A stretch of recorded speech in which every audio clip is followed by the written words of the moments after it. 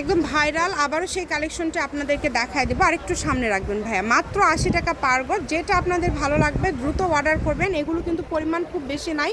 80 টাকা গজের এই কালেকশনগুলো, এগুলো কিন্তু প্রায় আড়াই হাত বহর, আড়াই হাতে একটু কম হবে।